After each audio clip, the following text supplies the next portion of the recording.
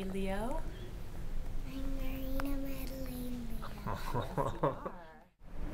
They know what kind of a person I am. They know what kind of community I'm involved in. And if I had ever heard of them bullying, they would hear that from me, believe me. I'm Zach Page. I'm 18. I'm a student at Metro studying education. Who's this guy? This is my father, Paul Page. Don't give my age. We might know Not him from 18. the He's Colorado from- theater community. Yeah, exactly. Zach, why was it important for you to put this project together? It was important to me just to spread awareness. I think education and awareness is the most important thing, and if people know about this, people will be more aware and more prone to prevent it.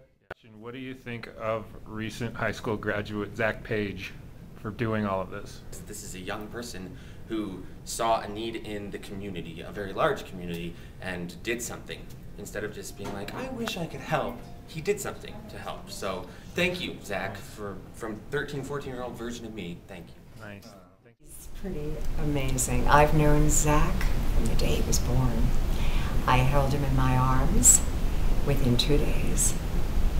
And I've watched him grow into this sensitive, prioritizing young man. And I literally have to look up to him. He's taller than his own father right now. Bill, you play some of the most frightening characters in theater history. Yes. I'm having a tough time believing you were ever bullied. I was, when as a kid, I at that time period, despite my haircut now, I guess I had a rather bushy head of hair.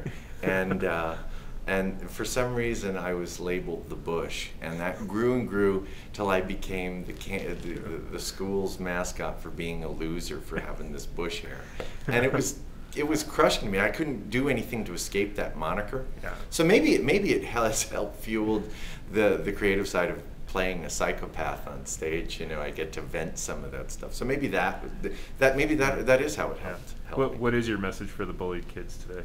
For the bullied kids, Yeah. that they're not going to destroy you, and it will only make you stronger if you hold on. Can we see what the bush looks like now? The bush looks like now it's all gone. Sweet. Sweet. Thanks for coming down. Yes. Why was it important for you to come here today? I am an out actor, so there wasn't any kind of campaign like this when I was growing up, and I felt very alone. And I'm glad that this is happening.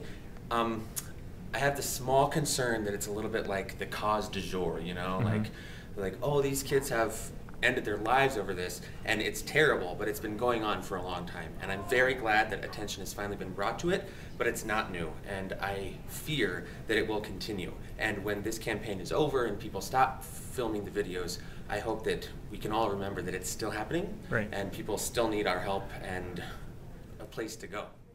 Tell me why it was important for you to come down here and participate today.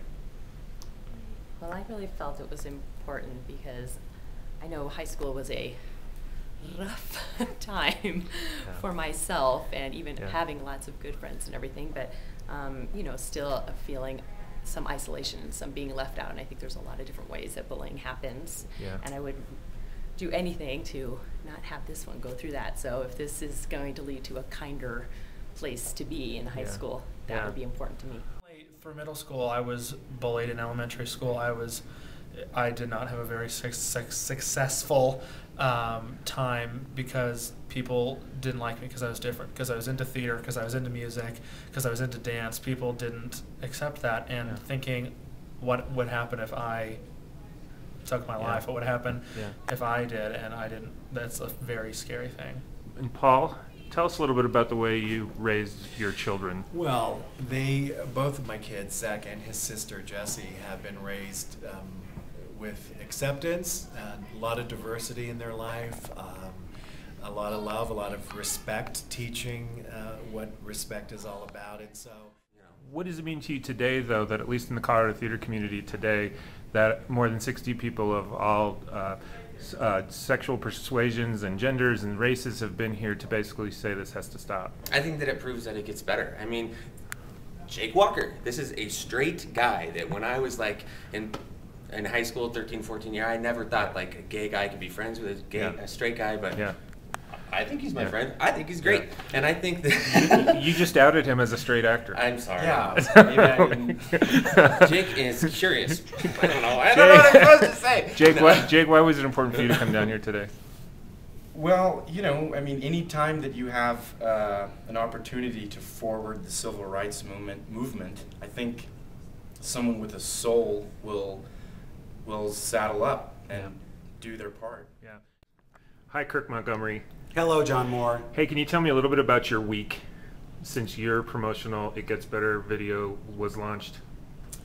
Well, I've been telling people it was the scariest and the proudest thing I've ever done in my 20-plus career. I just, like a lot of people, the headlines in the last 3-4 weeks have been heartbreaking, and I just thought if I can save one kid who happens to watch me on TV and happens to like my shtick, and if that kid will listen to my advice that it gets better, then it was worth it. What have you two talked about the last couple of weeks? Well, we talked about how that little bug you make in school. Can you tell John about that? It's called the debugging bug, and it's like a caterpillar. And its bag has like first it's ignore, then move away, then talk friendly, then firmly, and then get help. That's Nice. right. Nice. What grade are you in? First. But as a gay man, you've been saying today that this is not an issue of sexuality. In the headlines it has been. How is this not an issue of sexuality? Well, I don't feel it is, because it's about one human being treating another human being. It starts as who we are as human beings first. I myself was bullied at the age of 14. I was hounded. I was chased home from school down an alley and beaten on and pounded on. I wore glasses. I wasn't into sports, and I was called a fairy and every other name under the sun, and literally punched in the gut so many times that I was scared into silence, because I was told that if you say anything, there will be blood next time. And as a parent, it doesn't have anything to do with sexuality. I taught my kids that it's not right. As a parent, you see kids in crisis. That's all you see. That's what we're trying to do as a family. Zach, in any way, is this sort of a tribute to your father, the fact that you're doing this at all? Oh yeah, in every way. And if it wasn't for him, I wouldn't. I've been talking to my sister, and if in any way we grew up differently, we would. I don't want to be different. I like who I am, and it's all because of what this old guy taught me. Yeah. Did you say old? He what did. This guy taught me. So, yeah, it is. It's enough. It's enough. I don't want to read about these fantastic young people anymore. Someone has to make a difference, and maybe we as a community can make a difference. Yeah. Deb, why was it important for you to be here? Because we're losing the most beautiful people imaginable. People with great sensitivity, artistic flair, poetry. But at the same time, this is the Colorado theater community coming together. We don't know any of these people. But we do. But we do. We do. Because for every demise, every loss, we've lost another spirit. Right. Whether we know people individually or not, we know their essence, and that's what this is about. Well, I think it's important because it's such a it's an issue that's still happening, has been happening forever, and I don't understand why.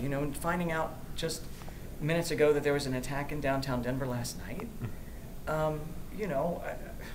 We've all been bullied at some point in our lives, and I think it's just shocking that that fear and ignorance still perpetuates in our society today, and it's got to stop. And kids, I grew up, on a dirt road in rural Michigan in the late 70s and early 80s, and there were times where I didn't think it was going to get better, and so I'm being very sincere in the spot when I say it hurts. I know, I've been there, and it gets better.